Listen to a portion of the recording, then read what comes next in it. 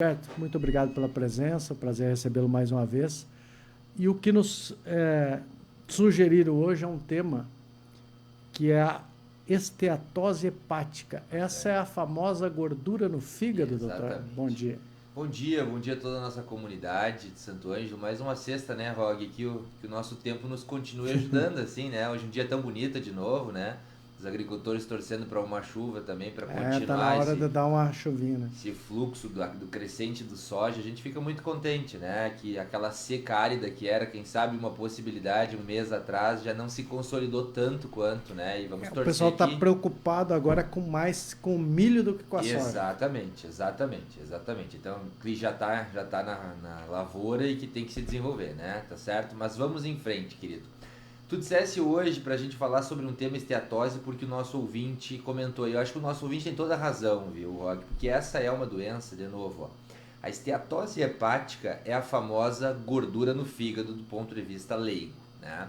E essa é uma doença que não é à toa que o ouvinte traz aqui essa temática. Essa é uma doença que perfaz 15% da população do Brasil. Então, veja, 15% da população do Brasil é algo extremamente prevalente. As nossas famílias são compostas em torno de 10, 15, 20 pessoas, né? Então, com certeza, 3, 4 ou 5, quem sabe, dos membros da nossa família vai ser portador dessa doença, que é o depósito gorduroso no nosso fígado, né? A gente sabe que não é à toa que essa é uma doença que passa subdiagnosticada. Primeiro, ela não causa sintomas, Rock. É Então, por silenciosa. não causar sintomas, ela não dói, ela não arde, ela não queima, ela não lateja, ela não dá febre, ela não dá prostração. O indivíduo dificilmente sabe que é portador a menos que vá a um bom médico e seja diagnosticado com ela, né? Então é por isso que ela é subdiagnosticada. Então muitas pessoas nem sabem do que se trata, mas quem sabe são sim elas mesmas portadoras da patologia, que tem uma multiplicidade enorme de causas, Rog, né? E que a gente precisa atacar justamente a etiologia, ou seja, da onde a doença vem, a causa, para a gente ter uma consequência num tratamento correto e num sucesso terapêutico. Porque se a gente não souber exatamente de onde ela vem, a gente não vai ter um sucesso lá na frente. A gente pode correr o risco do que é o mais grave de tudo que pode acontecer com o nosso fígado, que é a famosa cirrose. Então essa é uma doença que, se não adequadamente tratada, evolui sim para cirrose, muito parecida com a cirrose do álcool, e pode sim matar a longo prazo. Essa é uma doença daquelas que quando o cara descobre já é um estado avançado, doutor? Muito provavelmente, grande parte da população obesa que não rastreia o seu fígado descobre na fase avançada. Então a gente sabe que as causas da esteatose hepática, elas envolvem uma quantidade enorme de possibilidades, sendo que as más questões relacionadas à qualidade de vida são as principais, Rog. Então quando a gente fala assim, obesidade número 1, né? Tá certo que a obesidade deposita gordura no corpo todo e não diferente no fígado também, tá certo? Diabetes, outra causa muito importante, né? Dislipidemia, que é o aumento do colesterol ruim e o rebaixamento do colesterol bom, potente agressor do fígado também. Triglicerídeos elevados, outro potente agressor do fígado. Sedentarismo, ou seja, a baixa prática de exercícios físicos aeróbicos, como é o caso, por exemplo, da dança, da caminhada, da corrida, da pedalada, da natação, né? Do exercício de academia. Então, isso tudo predispõe, junto com o álcool, né, tá certo? Que também é um forte predisponente à esteatose hepática, ao desenvolvimento dessa doença, que, se não tratada adequadamente, vai ser descoberta, como tu bem citaste, em situações já em esteatose grau 2, esteatose grau 3, já com fibrose, que é o endurecimento do fígado, que nada mais vai evoluir para a mais dramática situação de todas, que é o que a gente comentou, que é a cirrose, ou seja, quando o fígado perde a sua capacidade de funcionamento, quando o fígado começa a acumular substâncias, quando o fígado não sintetiza mais proteína, quando o fígado começa a implicar em desnutrição do corpo, em acúmulo de líquido na barriga e, consequentemente, morte, né? Então a gente precisa estar ciente dessa gravidade para atacar logo de início e não deixar a peteca cair lá na frente, certo? E quando que a pessoa pode ter algum sinal que isso pode estar ocorrendo, doutor? Perfeito. Então, a pessoa obesa, ela já tem que saber que ela está com um risco muito Se grande já é de estar com esteatose hepática. Então, eu ter um índice de massa corporal acima de 30 é sinônimo de eu ir atrás e saber se eu tenho esteatose hepática ou não. Com uma ultrassonografia comum, um ultrassom, uma ecografia de abdômen, a gente já tem uma boa precisão diagnóstica a respeito da possibilidade de ter esteatose ou não. Outra questão, todos nós, Rog, temos sim que fazer check-ups anuais, no mínimo médicos e laboratoriais, né? Então o fato de eu estar com o colesterol em descompasso, por exemplo, eu ter um LDL, que é o colesterol ruim, acima de 30, isso já é um forte predisponente a eu ter esteatose hepática. Então eu tenho que saber, eu tenho que ir atrás da possibilidade de eu ter gordura no fígado. A mesma coisa que aqueles pacientes que chegam até o meu consultório com diabetes, e eu frequentemente pergunto: quando é que foi o teu último ultrassom de fígado e vias biliares? Não, doutor, eu não tenho problema no fígado. Não, o senhor tem diabetes, correto? Então, o simples fato do senhor ter diabetes, a gente já tem que ter uma precaução muito grande da possibilidade de eu Já é um já indicativo. ter, né? Então, a pessoa tem que saber que ela não dói. A esteatose não dói. A esteatose não fisga, ela não dá sinais, ela não dá sintomas. Então, como que eu descubro? Eu sabendo quais são as suas possíveis causas, dentre as quais a gente já citou obesidade, a gente já citou dislipidemia, que é aumento de colesterol, aumento de triglicerídeo, diabetes, má qualidade alimentar também, né? Aquelas pessoas que não têm uma prática comum de ingesta de gorduras insaturadas, que são as gorduras boas, né? De fibras, de vegetais, de legumes, né? De carboidratos não refinados, ou seja, que foge do açúcar. Essa pessoa que não cuida da dieta, ela já sabe, olha, tem uma chance bem importante de eu ter esteatose hepática, principalmente após os 40 anos de idade. Então não é, né, de bom tom a gente esquecer dela nos nossos check-ups anuais. Então autoavaliem-se, pessoal. A gente já comentou sobre as possíveis causas. Então em casa o nosso ouvinte, olha, vamos me colocar aqui. Será que eu tenho obesidade? Será que eu tenho diabetes? Será que o meu colesterol está realmente nos níveis adequados? Será que eu estou com uma boa qualidade alimentar? Será que eu estou praticando exercícios físicos? Se eu responder não para cada uma dessas perguntas, ou seja, se eu tiver qualquer um desses fatores de risco aqui, já é sinônimo, principalmente após os 40 anos de idade, de eu ter uma busca ativa, né? Principalmente se eu sou obeso, que é o principal fator de risco junto com o álcool para o desenvolvimento da esteatose. Rog. Ouvinte Sônia pergunta aqui, ela pode ser revertida, doutor? A partir de práticas saudáveis, exercício, ela pode ser revertida ou estabilizada? Com certeza. Então a gente tem essa possibilidade sim, Sônia, aí a gente agradece a tua audiência, e é justamente isso que a gente quer, é que o paciente ele descubra numa situação que é reversível, ou seja, nos estágios 1 de esteatose, estágio 2 de esteatose quando o fígado ainda não sofreu a tal ponto de endurecer, de fibrosar, de criar cicatrizes, né? E aí a gente consegue com certeza. O fato do emagrecimento consciente, Rog, é um potente, né, desengordurante do fígado. É como se a gente fosse passar um detergente saudável no fígado e tirasse aquela gordura que está aderida lá, como uma panela nossa que está com gordura nas suas bordas. A gente tem sim que praticar isso. De que maneira? Emagrecendo, número 1, né? Ou seja, trazendo peso para dentro do IMC de abaixo de 25 quilos por metro quadrado, né? Então isso é algo muito importante. Segundo, a gente controlando o nosso diabetes, ou seja, a gente tendo uma hemoglobina glicada, que é o exame que mede o diabetes nos últimos 3 meses, ou seja, a nossa glicose média dos últimos 3 meses abaixo de 7%. Então, a gente também vai ter uma regressão importante. O uso de remédios antidiabéticos e também remédios que ajudam no poder de emagrecimento consciente, lembrando que a população não deve fazer tratamento medicamentoso para emagrecer sem um acompanhamento médico consciente, né?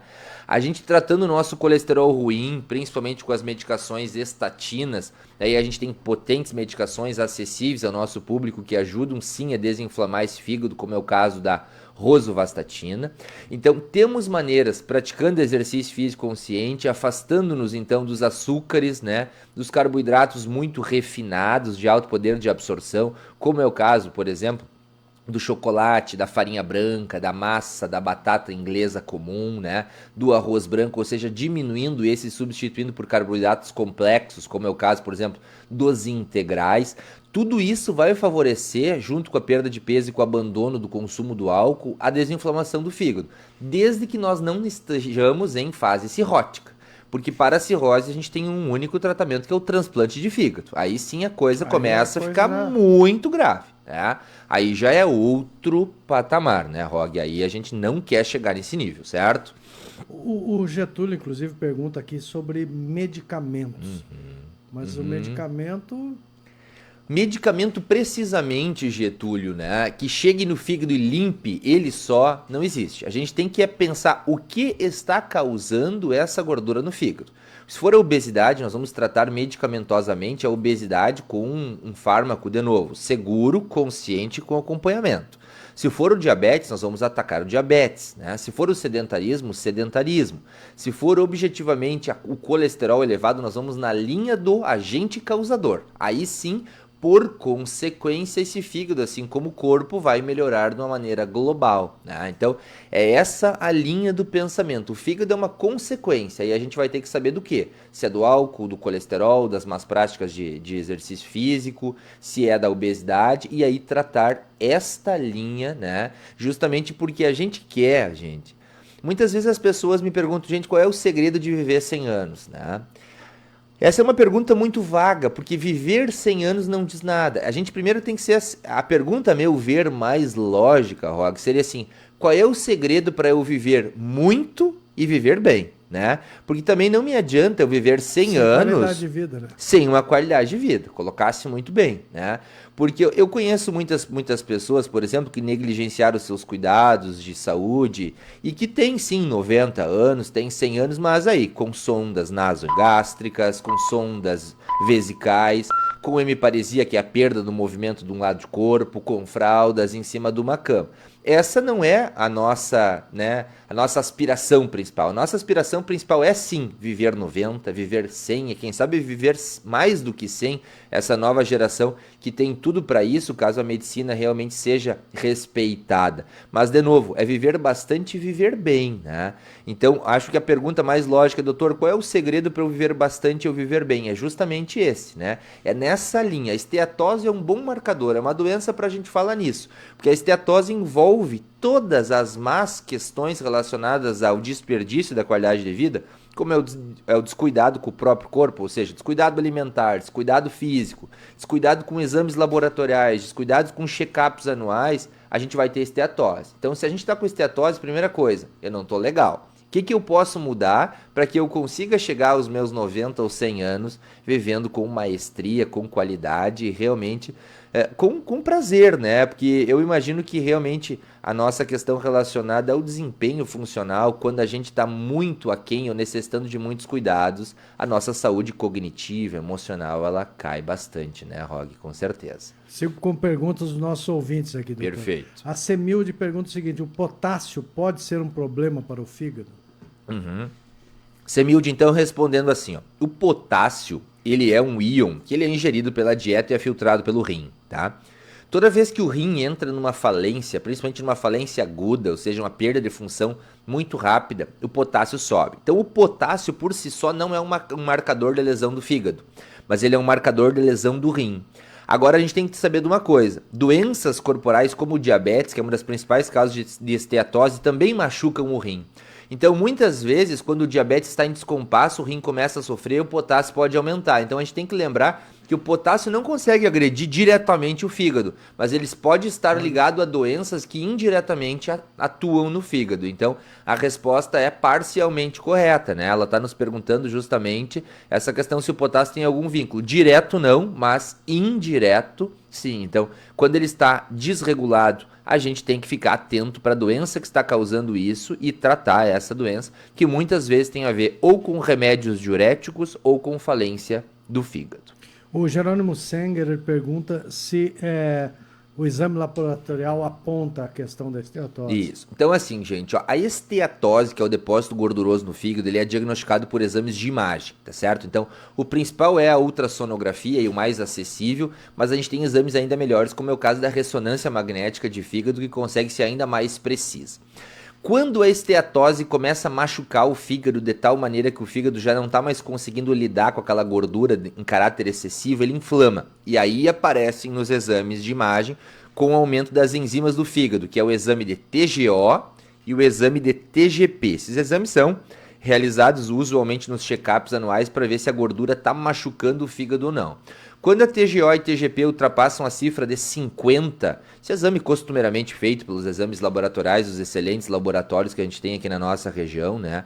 É um marcador, opa, a gordura não só está em excesso, como o fígado não está conseguindo saber lidar com ela, o fígado não está conseguindo depurar ela. Então esse já é um marcador que a gente chama que é esteatose, ROG, está passando para esteatohepatite, ou seja, tá inflamando o fígado, né? Ou seja, a esteatose não só está se depositando no fígado, a gordura está inflamando o fígado.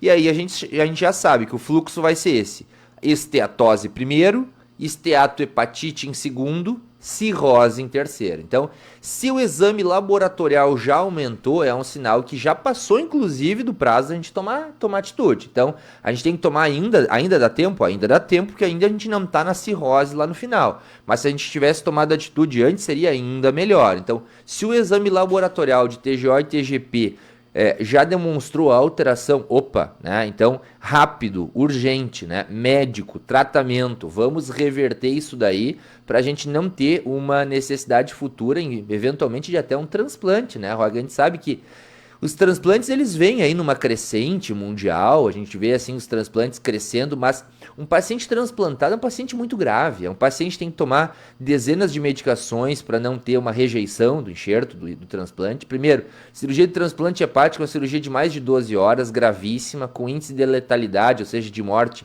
muito grande no pós-operatório. Então a gente jamais quer chegar nessa fase. Esse programa que tu trouxesse esse tema, aliás, quero elogiar toda a nossa equipe aqui na Rádio Visão, é um tema de muita importância, porque ele é sim, né, um tema que precisa ser embatido porque ele é prevenível. É uma das causas de cirrose preveníveis, né? A gente tem muitas causas de cirrose que não são preveníveis. Por exemplo, a gente tem doenças autoimunes gravíssimas, aí, como é o caso da cirrose biliar primária, que o indivíduo pode ser o cara mais saudável do mundo e ele vai continuar evoluindo e vai ter cirrose, né? Agora aqui não, aqui é uma causa que, se a gente tomar realmente o verdadeiro tino, né, que é de maneira leiga tratada por ter ciência, ter bom senso em saúde, a gente vai conseguir prevenir, assim como a cirrose causada pelo álcool. Com um correto tratamento, o indivíduo vai se desintoxicar do álcool e não vai ter cirrose. Só que a gente não pode deixar a peteca cair e o leite derramar da caixinha, né? O Eliseu pergunta sobre o uso da metformina, se ela tem uma eficácia. Eliseu, muito boa a tua pergunta, tá certo? A metformina é o principal remédio usado no diabetes, né? Diabetes tipo 2 é sinônimo de uso de metformina, é a droga de primeira escolha, sem dúvida, um diagnóstico inicial e de fases moderadas e que vai conseguir baixar a glicose e desinflamar um desses fatores de risco primordiais da esteatose, que é o diabetes. Então, a metformina serve para quê? Para regular o diabetes. Ela age no fígado também, com certeza, porque a glicose ela está circulante no sangue, o sangue passa pelo fígado numa proporção de cerca de até 20, 30% do nosso sangue passa por lá a cada batida do coração, tá certo? Então a gente tem que entender que o fígado ele é um órgão muito vascularizado, né? 20% do nosso sangue vai para o cérebro, 20% do nosso sangue vai para o fígado e cerca de 15 a 20% do nosso sangue vai para o rim, o restante para todos os demais órgãos. Então a gente tem que lembrar que a glicose estando no sangue, ela chega com muita maestria no fígado e ela destrói. Então a metformina tratando essa hiperglicemia, melhorando a sensibilidade da insulina no fígado, ela vai ajudar na limpeza do fígado. De novo, ela não vai ajudar e chegar lá e fazer o serviço sozinha. Ela é um tratamento para o diabetes, que é um dos potentes agressores do fígado no caso da esteatose. É claro que muitas vezes pacientes que somente têm obesidade, uma certa resistência à insulina e que ainda não evoluíram para diabetes, mas que já têm esteatose, a gente costuma usar a metformina para ajudar nesse processo de limpeza. Mas a metformina sozinha não vai conseguir isso, a gente não mudar hábitos, não se exercitar e não fazer toda a questão relacionada ao estilo de vida correto. E a diferença daquela questão do comprimido revestido? Joia. Então a gente sabe hoje que a gente tem comprimidos revestidos de metformina e comprimidos de metformina de liberação imediata não revestidos.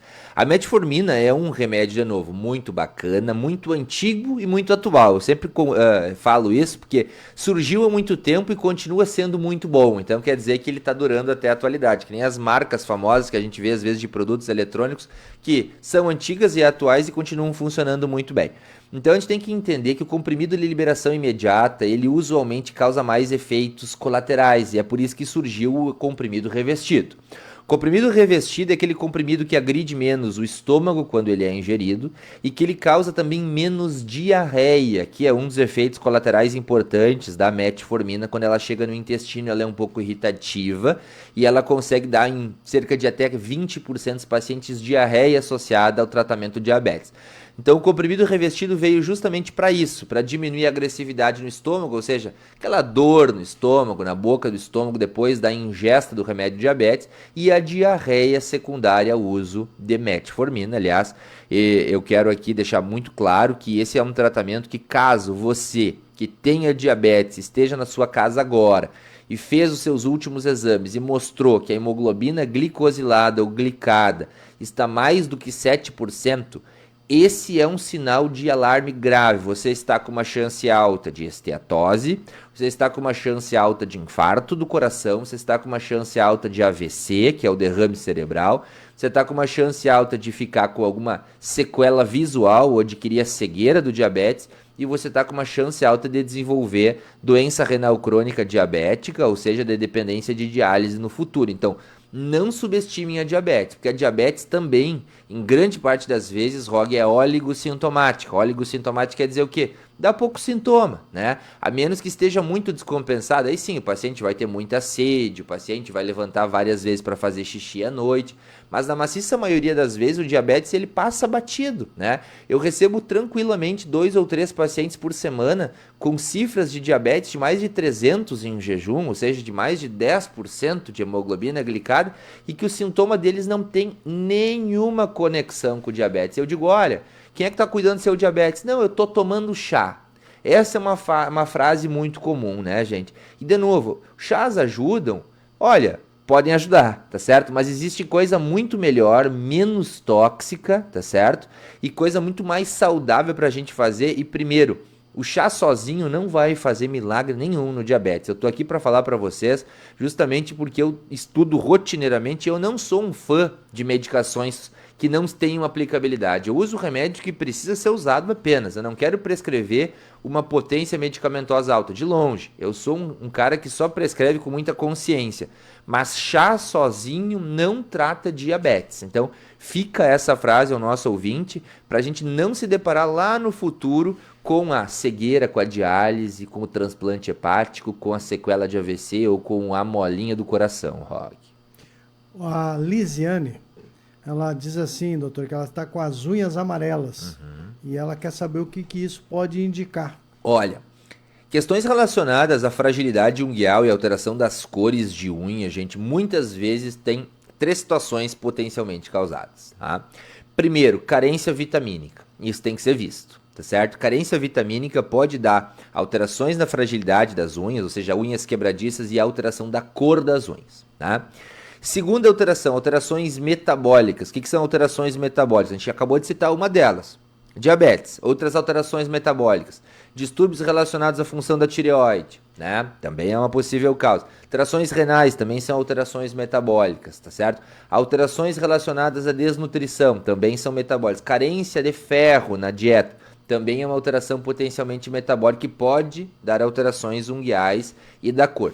E também a ingesta excessiva de alimentos ricos em beta-caroteno. Beta-caroteno é um pigmento amarelado que tem nas frutas cítricas e que também pode dar pigmentação amarela das unhas. Essa é uma situação rara, né, de intoxicação por beta-caroteno, mas existe e que pode ser a causa da nossa querida ouvinte. Então eu vou sugerir a ela procurar um profissional para a gente avaliar isso, que não é costumeiramente normal. E aí a gente tem, fugindo das doenças ainda, o uso crônico de acetona, né? Acetona e esmalte, quando muito tempo utilizado, pode sim alterar a coloração, né, das unhas e aí dá um dano químico. Daí não é uma doença na realidade, né, Rog? Por isso que uma questão estética daí, né? Tá certo que foi ali agredindo de maneira química as unhas de alguns pacientes. Isso acontece com relativa frequência também. Doutor Norberto, vou agradecer mais uma vez a sua presença, acho que foi muito válida a participação dos ouvintes, mostra isso, e na próxima semana vamos novamente aqui no Rádio Visão falar sobre saúde. Perfeito. Queridos, eu quero deixar uma mensagem aqui, assim, nesse clima de dezembro, assim, ó, que o Dr. Norberto está com vocês, a nossa saúde é momento da gente refletir sobre isso também. Lembrar que a transição para o ano novo precisa envolver melhores hábitos em saúde e a gente precisa priorizar para a gente ter uma adequada funcionalidade no nosso futuro. Um grande abraço, um excelente final de semana do Dr. Norberto aqui no Rádio Visão 930M Rádio Santo Anjo.